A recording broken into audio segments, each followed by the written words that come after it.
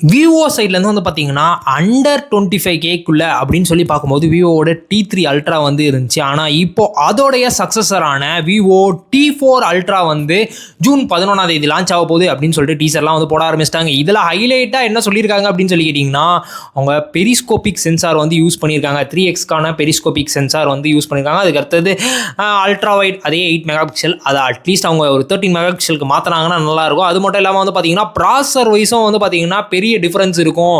அதே மாதிரி telephoto use பண்ணி நம்மளால வந்து பார்த்தீங்கன்னா மேக்ரோ எடுக்க முடியும் அப்படின்ற மாதிரிலாம் வந்து போட்டிருக்காங்க. எனக்கு இந்த ஃபோனை யூஸ் பண்ணணும் அப்படின்னு சொல்லிட்டு ரொம்ப ஆர்வமாகவே இருக்குது. என் ஃப்ரெண்ட் சர்க்கிள்லையும் ஒருத்தன் வந்து இந்த ஃபோன் வாங்கலாம் அப்படின்ற மாதிரி ஐடியாலையும் இருக்கான். ஸோ ஒருவேளை அவன் வாங்கிட்டான் அப்படின்னா கண்டிப்பாக ரிவ்யூ வந்து போடுறேன். இதில் பர்ஃபார்மன்ஸ்க்கு வந்து பார்த்தீங்கன்னா மீடியாடெக்குடைய 9300+ வந்து யூஸ் வந்து பண்ணியிருக்காங்க. So on paper and then specs இது எல்லாத்தையும் வச்சு பார்க்கும்போது AnTuTu ஸ்கோர்ஸ் இது எல்லாத்தையும் இவங்க சொல்கிறத வச்சு பார்க்கும்போது இன்னும் நல்லா பர்ஃபார்மன்ஸ் வந்து இருக்கணும். அதுக்கடுத்து இதை வெயிட் பண்ணி தான் வந்து பார்க்கணும் இதோடைய ப்ரைஸிங் எப்படி லான்ச் பண்ண போகிறாங்க அப்படின்னு சொல்லிட்டு. ஏன்னா விவோடைய T3 அல்ட்ராவே வந்து பார்த்தீங்கன்னா 28,000 ப்ரைஸ் பண்ணியிருந்தாங்க. அதுக்கடுத்து இப்போ கார்டு ஆஃபர்லாம் போட்டு நம்மளால் 25,000 வந்து வாங்க முடியுது. இந்த T4 அல்ட்ரா டெலிஃபோட்டோ லென்ஸோட வருது அப்படின்றது வந்து பார்த்தீங்கன்னா கொஞ்சம் நல்ல விஷயம். ஆனால் இதோட ப்ரைஸிங் எப்படி இருக்கும் அப்படின்றத வெயிட் பண்ணி தான் வந்து பார்க்கணும்.